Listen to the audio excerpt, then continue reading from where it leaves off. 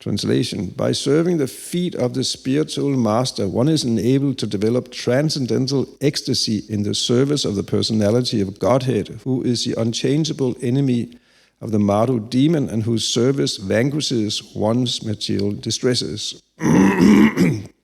Purport: the association of a bona fide spiritual master like the sage Maitreya can be of absolute help in achieving transcendental attachment for the direct service of the Lord.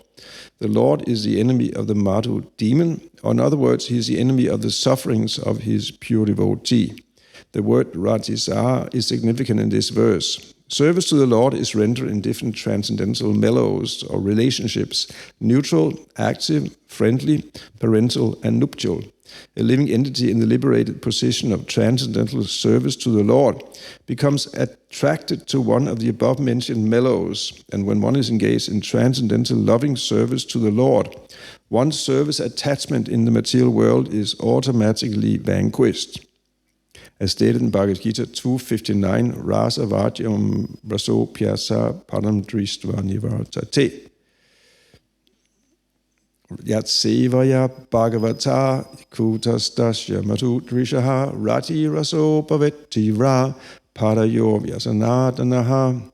By serving the feet of the spiritual master, one is enabled to develop transcendental ecstasy in the service of the personality of Godhead, who is the unchangeable enemy of the Madhu demon and whose service vanquishes one's material distresses. Om Jnana Shyakinandana Salakya Chaksun Militam Yena Tasmai Sri Gurave Namaha Mukham Karoti Vachalam Pangum Langaiti Grim Yat Kripa Tadahang Vande Sri Gurum Dinatarinam. Namo Vishnu Padaya Krishna Pristaya Bhutare Srimati Bhaktivedanta Swami Namni Namaste Saraswati Devam Gauravani Prachayani Nirvishesha Shunyavadi Pastyachadi Satayani Vanja Kalpatarupyastya Kripa Sandhupya Evatya Patitanam Pavanebhyo Vaishnavebhyo Namo Namaha. Jai Shri Krishna Chaitanya Prabhu Nityananda Sri Advaita Gadadhar Srivasadi Gaura Bhakta Vrinda. Hare Krishna Krishna Krishna Hare Hare Hare Rama Ram Ram Hare Hare. So, of course, in the purport, the last line was not translated, but that's from the very famous verse in the Bhagavad Gita that talks about a higher taste. Vishya Vinabhatante Niraha Rasya Dehinam Rasa Vajyam Rasopyasa Padam Dristva Nivartate, which means that one can get complete detachment from sense enjoyment, or one can overcome one's attachment to sense enjoyment, to material enjoyment, by developing a higher taste. It's otherwise it's very difficult. Krishna says that. I mean that it's kind of possible. One can resist engaging in sense enjoyment by determination. I mean, at least that's a human facility. Animals do not have that facility. Animals cannot resist at all when there is attraction to sense enjoyment. They are simply they cannot help themselves. Humans have the ability that even though the cake is right in front of us, okay, I can say no, because I know I shouldn't. I can't pay for it. It's not healthy, whatever. But for how long? But when one experiences a higher taste, then one is fixed in consciousness. Krishna, he says. So that's a verse that is being referred to here in the end of the purport. But it's all a matter of taste. I mean, we have Krishna consciousness is really about developing taste. It's about giving up the lower taste. Our problem is that we have, even though we have better knowledge, higher knowledge, still we have taste and become attracted to lower activities, to material activities. How can that be? And how does one overcome that? That is really the great challenge we all have in the human form of life. And even Uddhava, he asks about that. This is in the 11th canto. Uddhava asks Lord Krishna, how can it be that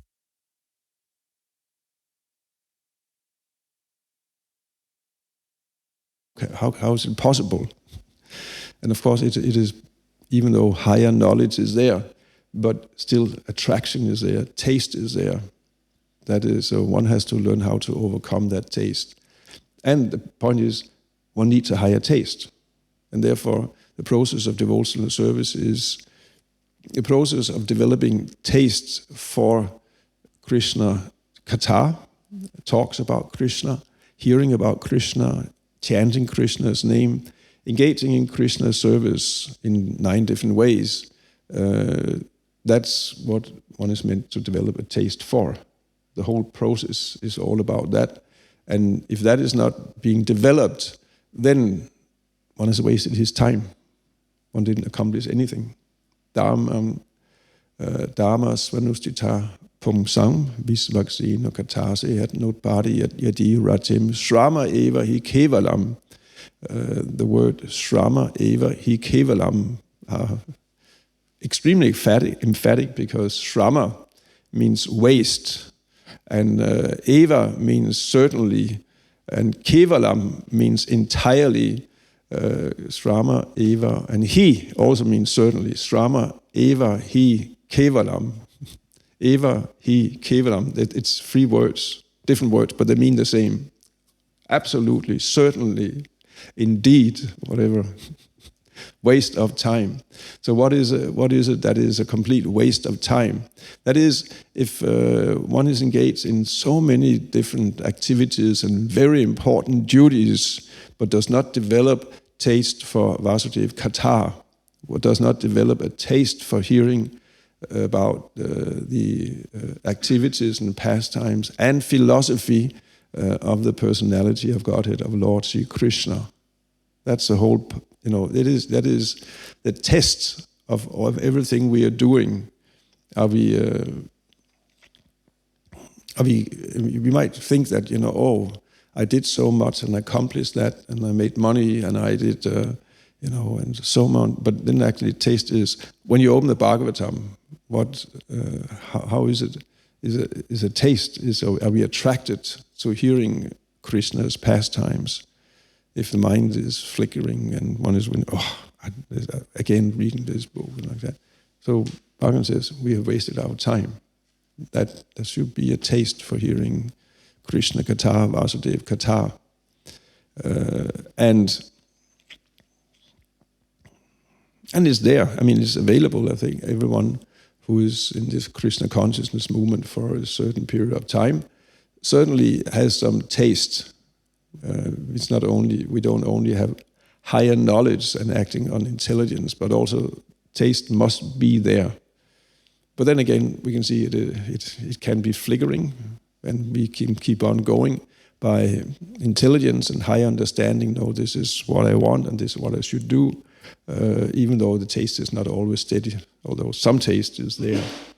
So then the question is how to get that taste. That should be the main question we have to ask, how to actually develop taste in Krishna consciousness so we become not only fixed or steady, but attracted and greedy for Krishna consciousness. If we can come to the point where we become lusty and greedy for engaging in Krishna consciousness, then it's really, then it's practical, that's perfection.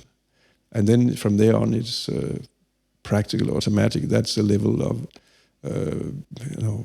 ruchi and raji and asakti and bhava and so on. So how does one come to that level? Well, the verse here talks about that by serving the feet of the spiritual master, by serving the feet of the pure devotee.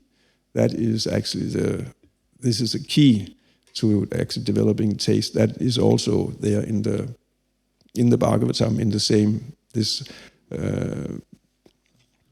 Dharma Svanusthitam Pung, some verse which I quoted is from the second chapter of the first canto. It is, I believe, is it 8?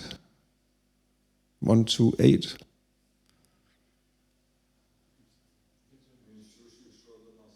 No, but I was just going to quote that. You just ruined my surprise effect because that was the next verse. No, Dharma Svanusthitam Pung Sam, which says it's a waste of time if one does not develop taste for Vasudeva Katha. But then a question is, of course, how does one develop that? And you just quoted that verse, which also says that Susru Sru Sradhana Shah Vasudeva Katha Ruchi Shanmahat Sivaya Vipra Punya Tirtha Nishevanat. Vasudeva Katha Ruchi, taste for Vasudeva Katha. How is that developed? Shanmahat Sivaya Sanmahat Sivaya Vipra Punya Tirtha Nishevanat. Yeah. By rendering service to those devotees who are completely pure in heart, great service is done. By this service, one gains attraction or affinity for hearing the message of the personality of Godhead. That is the secret. That is really the secret in Krishna consciousness. Serve the devotees, serve the pure devotee, and serve devotees in general, but really serve the pure devotee.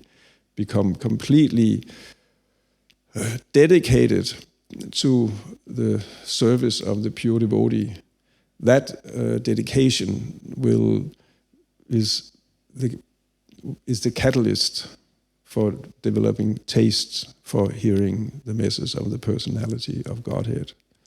That's and it's crucial. It's it's one of the most important understandings. It's a crucial point in the whole Krishna consciousness process. This is what separates neophyte level of devotional service from when one can come a little further, a little more advanced. Not super advanced, but I'd say at least it's the beginning of the Madhyama Adhikari level. That is understanding the importance of devotees. Krishna is, of course, all important, but even more important than Krishna is Krishna's devotee. And service to Krishna's devotee is more important than service to Krishna. Actually, there's no way of serving Krishna without serving the pure devotee. And this dedication to the service of the pure devotee is a secret to all success. Prabhupada would always point out that. Prabhupada would quote the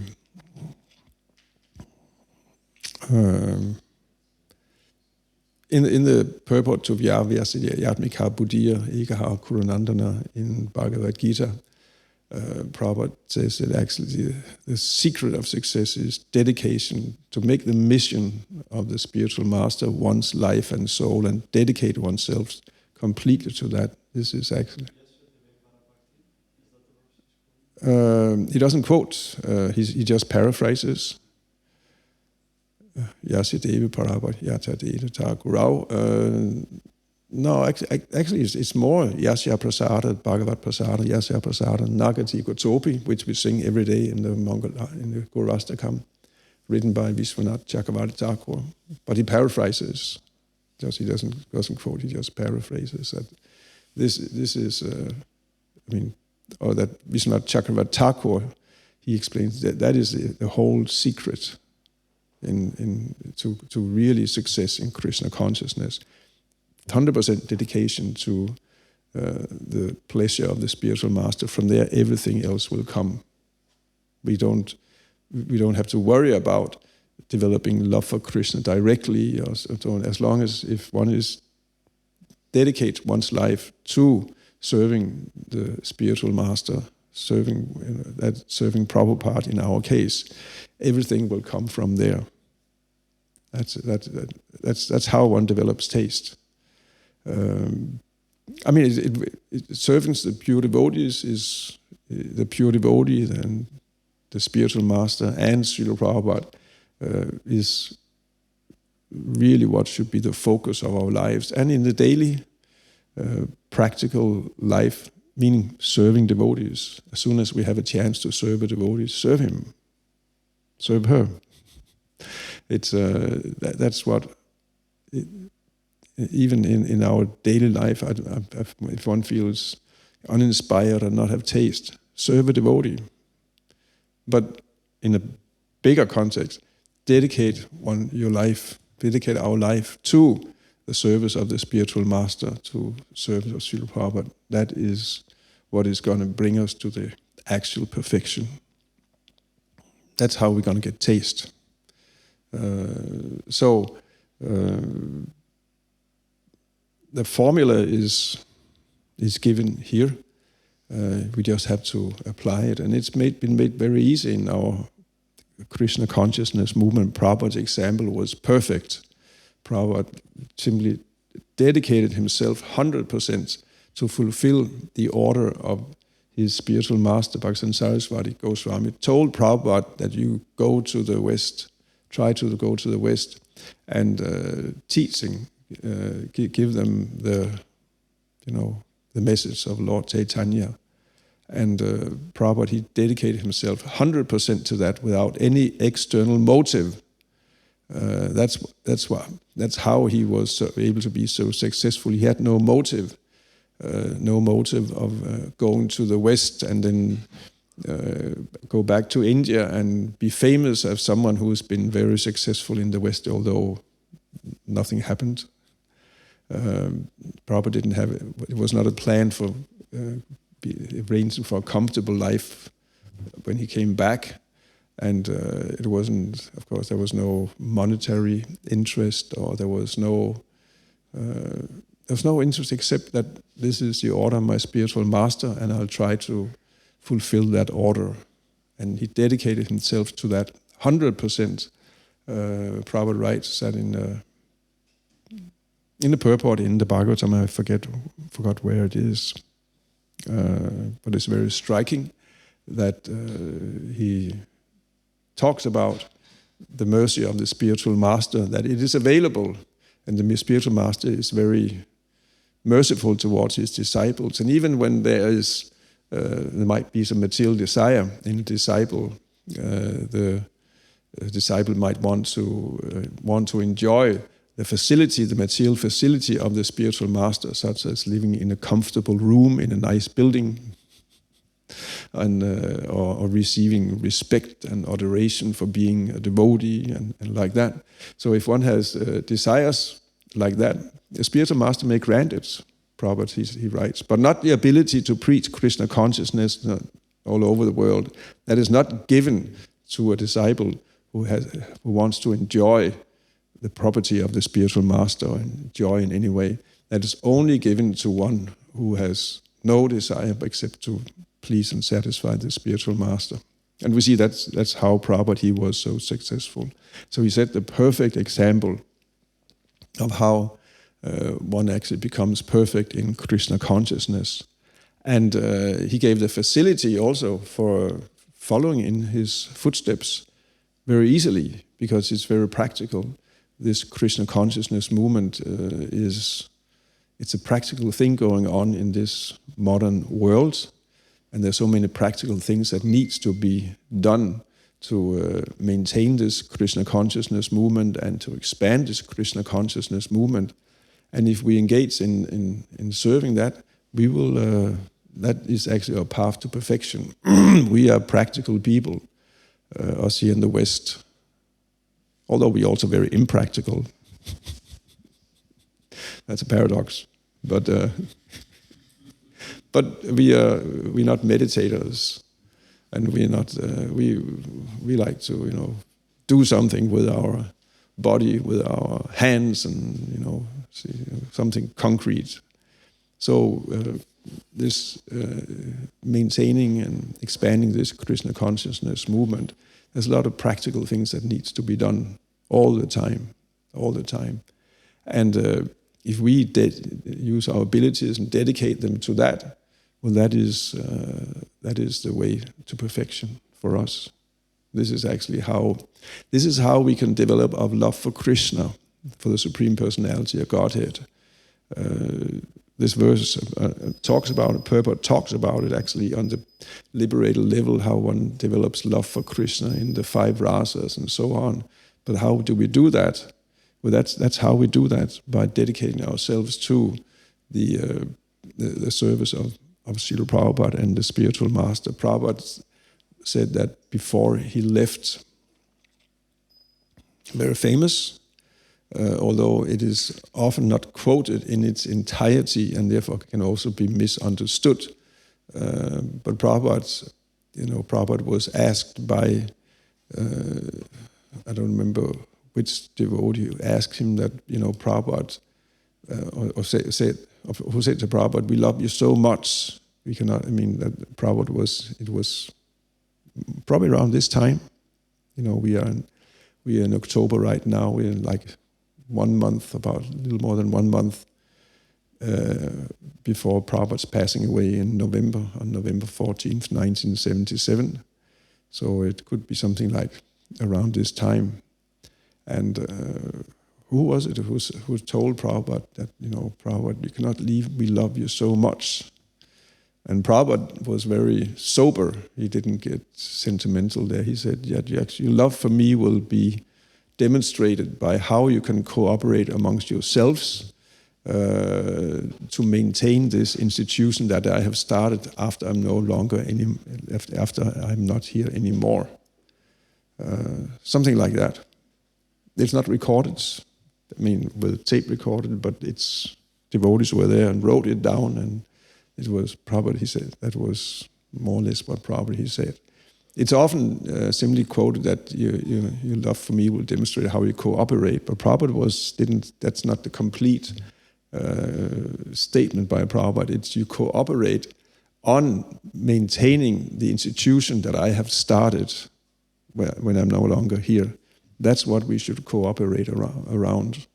Prabhupada worked hard to establish an institution, and in some years that has a very bad ringing institutionalized religion. We are against institutionalized religion, but that's not Prabhupada. Prabhupada, he actually started in a religious institution with what all that means. And of course it means troubles, and there are many,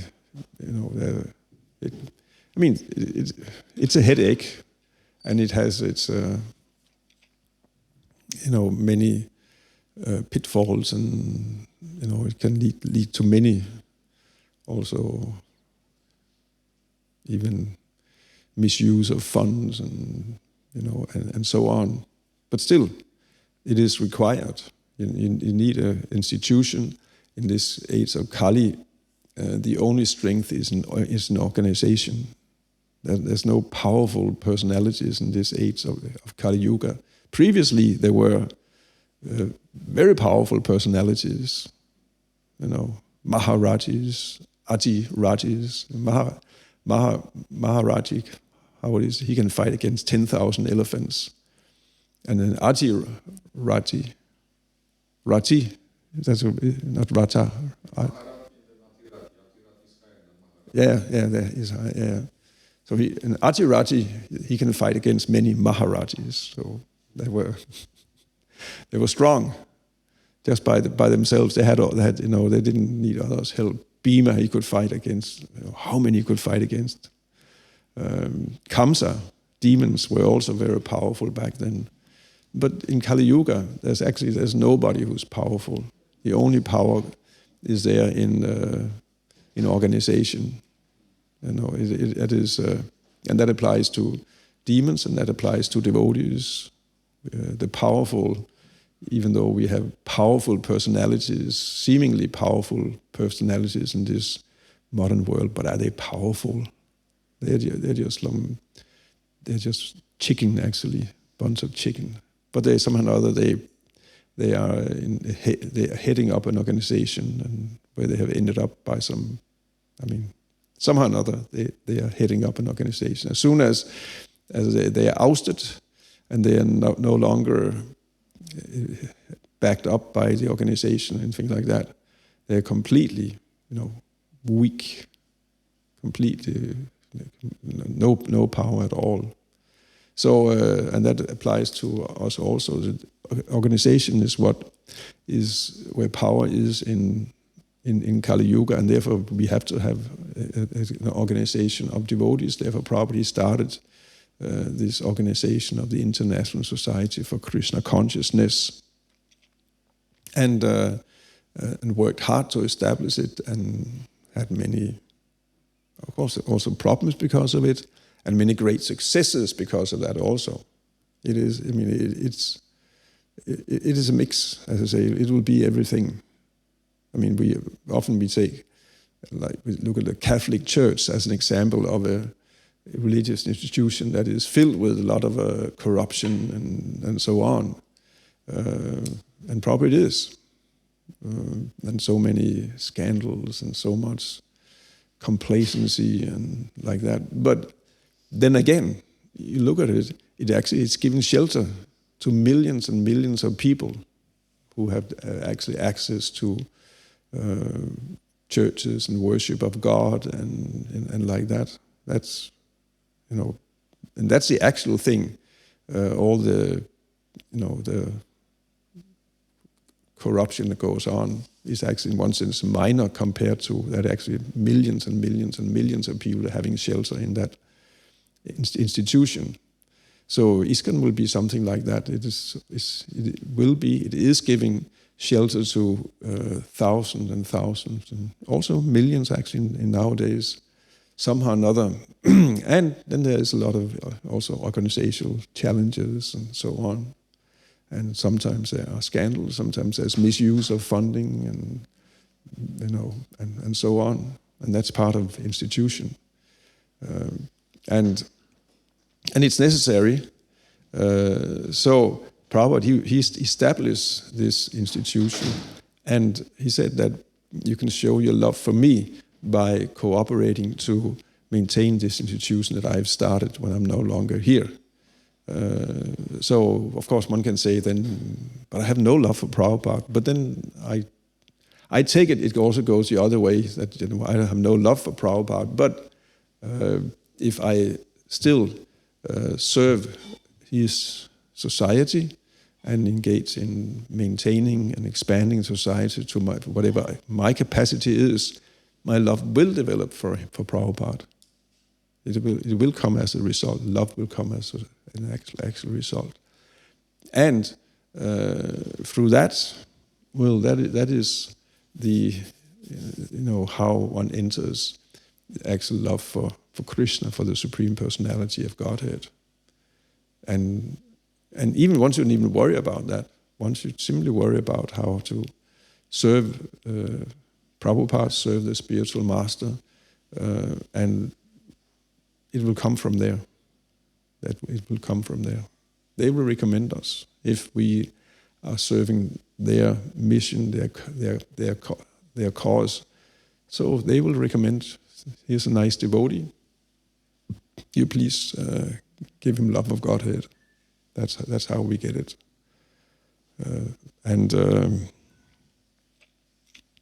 Any questions on that? Or Chuck? You finishing the lesson? Yeah. Of course, I said thank you. Prabhupada always, when Prabhupada, his conclusion in lectures was also thank you very much. Thank you. Two comments. You were speaking about serving Prabhupada. Yeah, there is. We. Of course, there is. It's important to maintain what is gained always, and that's a different gear than in expanding like that. Maintenance is a different. It's a different mode of activity, and it's may not always look as dynamic and so on, but it's very important to always maintain. Otherwise, it's like Alexander the Great. Prabhupada would give that example. You know the example. Alexander the Great would conquer. With his army, he would conquer one country and establish himself there, and then he would move on and conquer next country, but he had no arrangement for keeping what he had just conquered, so he will lose again the previous place he had conquered, and then he would conquer a new place, and then afterwards, and then he would move to a third place. But then he would lose the second place he had just conquered. And Prabhupada talked about that. He said, "Don't make me like Alexander the Great. We accomplish this and this, but then we lose it again." So so things have to be maintained, and it is a different mode of activity from going out and expanding. It turns out. So that's one thing, and one thing is also that there's a tendency we can become complacent and are just satisfied with maintaining and living comfortably and having a nice life. Like speaking for myself, I have a nice life. Actually, I have a horrible life because I'm in Maya and it's boring and like that. But my material situation is comfortable. And life in devotional service is comfortable. I'm with devotees, I'm chanting, I'm doing service. I don't have to have a job and like that. My job is doing devotional service and so it's comfortable. But complacency can easily come from that. It's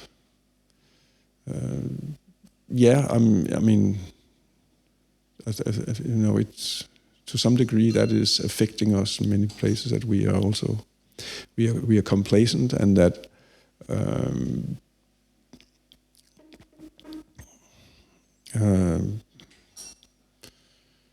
it seems there were, both in Prabhupada's time and also in the period after Prabhupada's time,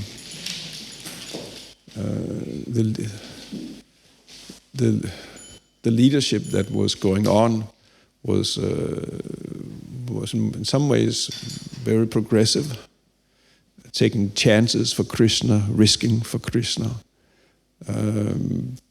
taking initiatives, positive, progressive initiatives to do something, expand, conquer a new area where we hadn't been. And that is less nowadays. Right, that can come again, but it's in some ways it seems it's a little less. Maybe us who are leaders, we seem to be too old, and we should step aside and let some, young, enthusiastic persons take over. But then, of course, it's a balance, because also there was a lot of initiatives taken in the time after Prabhupada, and movement was expanding and so on. But also a lot of mistakes were made, and a lot of problems came out of that. So sometimes it's also that we do not want to take too much of a risk, because we don't want it to end up in a lot of trouble also.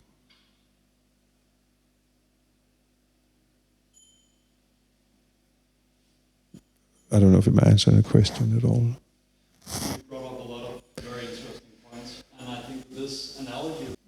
Yeah, and both have to be there.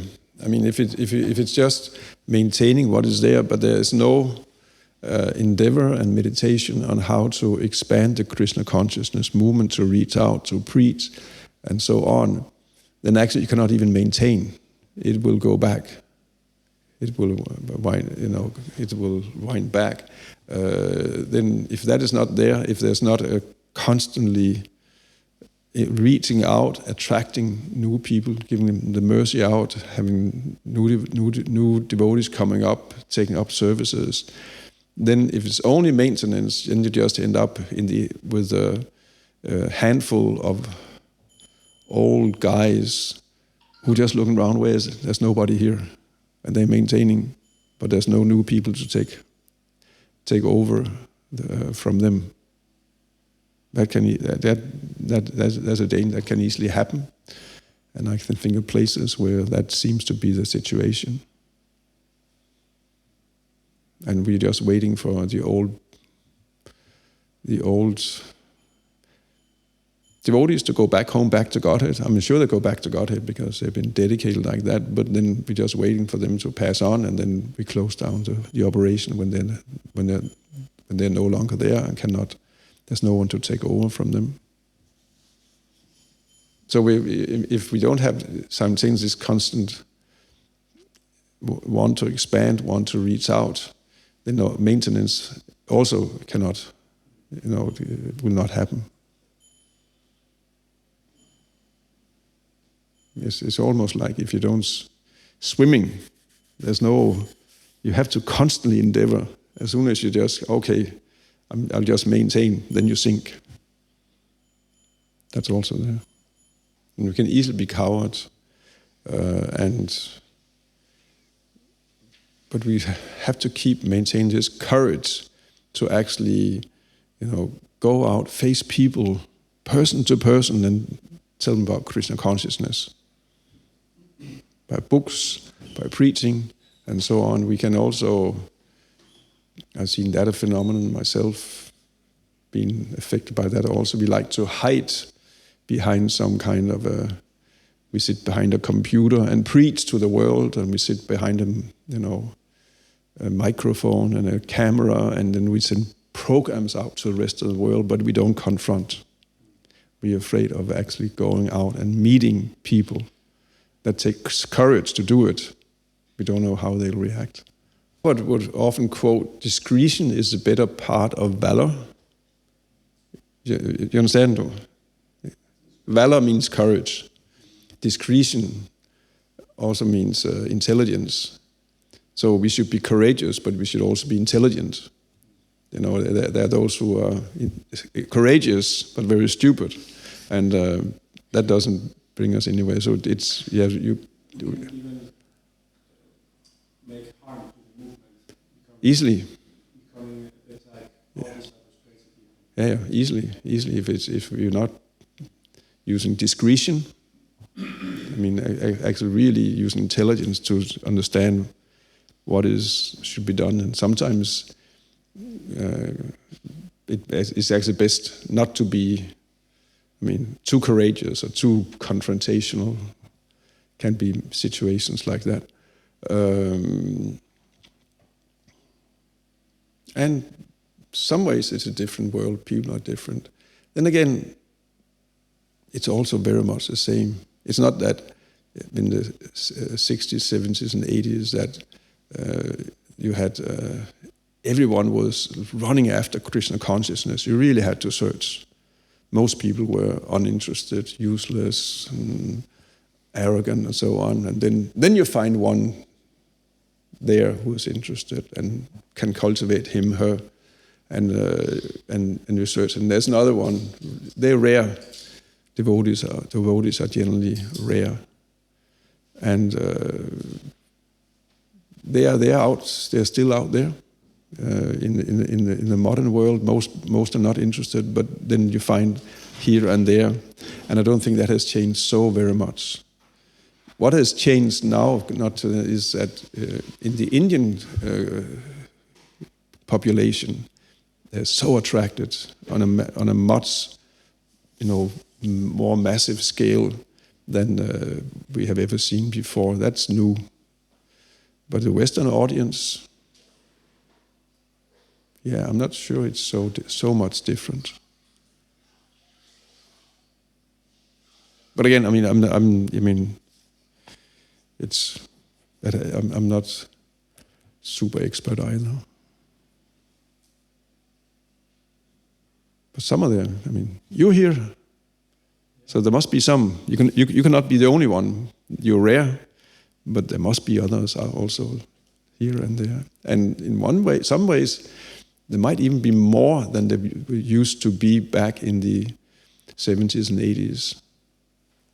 There's much more into yoga, and it's much more accepted. Hinduism, vegetarianism, Buddhism. Most young people are not stuck in the traditional culture or religion, are they? Or maybe they. There is some potential group. Yeah. Exactly, that's a very good observation. Yeah.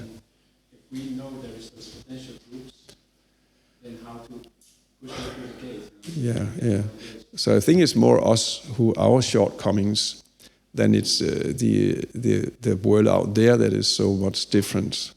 I think we're simply not very expert in preaching, attracting, and cultivating people. That's my. I mean that has been my understanding or my opinion for many years, that actually we have a fantastic field for preaching here in Denmark, and I don't think Denmark is unique. I think most places in the world is a fantastic field for preaching, but we're not very expert at doing it. That's the main thing. The fault lies with us. That's okay. Nothing else? Anything else? Sorry if I said something wrong. Jai. Srila Prabhupada ki. Srimad Bhagavatam ki. Go Premanande.